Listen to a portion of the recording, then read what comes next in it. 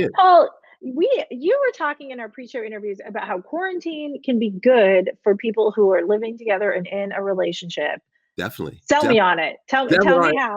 All right, so let me hit you with this, Megan. Now, for married couples prior to COVID-19 lockdown, do you know what the average number of hours we saw each other? And I say we, right? Not that we're married, Megan, Yes, right? not you and I. Your Yes. husband, I'm thinking about my wife. You know what the average number of hours we would see each other in a given day was?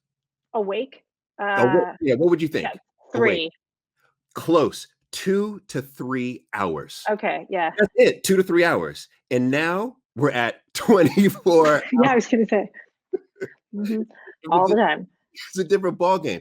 But this is great because this gives us finally an opportunity to get to know the person that we've married and maybe we've been married to for 20 years, right? Hmm. The beauty here is that this gives us an opportunity to learn how to better communicate with each other, right? Learn how to become better listeners. This gives us an opportunity to reconnect, right? So many of us spend a lot of time with each other early on in our marriage, but perhaps Hmm. as we got busy in work, we split apart a little bit. So this gives us an opportunity to reconnect. And a lot of people will not like me saying this, but I'm going to say it anyway, is this gives us an opportunity. This is a defining moment to determine, is this really a good partner for us? Maybe it's not. Yeah. Maybe our partner is not stepping up, right? Maybe we realize that, you know what, our partner actually is a terrible person to be around 24/7, and now I no longer want to be around this person. I think that's okay. I think this is a defining moment for relationships. And if it turns out that you don't want to be in the relationship, I don't think that's a bad thing. I think that's actually a good thing. Go on and live a better life. Yeah, you're allowed to leave your home. No, I'm kidding. Though, I was thinking about this, that so often when marriages are tested, there are gender norms that are already embedded in that narrative. Like, I had a baby a couple months ago. It was fine. My husband's incredible, but like everyone who's had brought a child into the world knows, like, it's going to test your marriage. Like, things could happen, right? But there are prescribed gender norms for how he should behave and what's expected of me. But in this instance right now, like, people really get to make up their own playbook. So I totally hear you when you're like, relationships can make or break right now. Like, yeah, there's not like a ton of gender norms around, like, how do you cohabit for 24 hours a day in a quarantine? No, no, and it takes strong communication to be Hmm. able to establish what those norms are for your relationship. And Well, so so this, then wait, real quick, tell me then, what are your tips? I know you have a couple to say, like, here's what you do if you want to make it work. yeah, I mean, the number one thing is to listen. Like, we don't Mhm. listen. People just don't listen. What I mean by this is that it's very important for us to hear out, right, who the other person is. And when I say Mhm. listen is I'm talking about essentially not just come up have an automatic response. But then there's these two, right? You want to limit your Yeah, you want to limit exposure to the news. And I'm sorry, USA Today, I love you, right? I love you, no, but I'm this not taking it personally. yeah, you want to limit because a lot of it is all death and gloom. Secondly, is the joint schedule. It's very important that if you're going to binge watch Tiger King all night long, you can't get up at 1 p.m. when your partner's got woke up at 9 a.m. Right? You want to make sure that you're up roughly at the same time. Mhm. Then you also want to make sure that you're doing something together, making something together. My wife and I will make dinner together. We're actually creating art.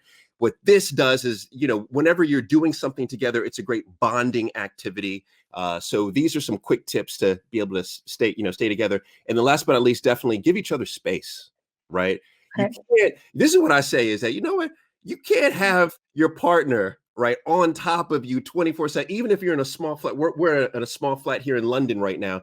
It's important to give each other space to say, you know what, for the next 2 hours, I'm going to go into the room or I'm going to go into the bathroom, wherever you want to go. Right. Give each other some space. You were mentioning, though, that this has really changed the game for people dating who are living apart.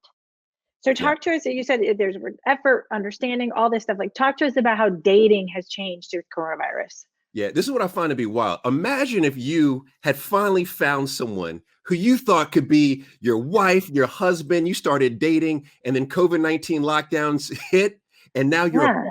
right? Think about that. What do you do? What do you do? I think the beauty is that you can now test creativity through date nights, right? And what I Yeah. mean by date nights is that this is a time to see if that other person wants to put effort into the relationship. I've seen some beautiful stories where people have had food delivered to the person they're dating, right? And they have the same ingredients delivered to themselves. They get onto Zoom and they cook together, right? Or you'll have a bottle of wine delivered to your partner. You'll come together, you'll have a drink together.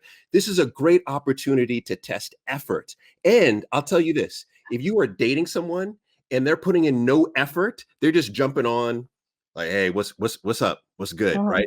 There's no effort in their communication with you. That shows you that person is probably not ready for a full-time in-person relationship with you. So I think this is a great time for those who are dating long distance. And then, for those who are for those who are actually, dating in the relationship, Mhm. this is a great time because you get a chance to do the date nights together. You get a chance to do the activities like cook Mhm. together. And then also, love language is incredibly important. There's a book Dr. Gary Chapman I wrote. love it. I know it. Yeah. Yeah, you know it? Yeah. Yeah. It I think it saved my marriage. Everyone gives love in a certain way, receives love in a certain way. This is my ask for everyone watching this. If you are living with someone you love, make sure you don't leave this lockdown without knowing their love Love language. language. Yes.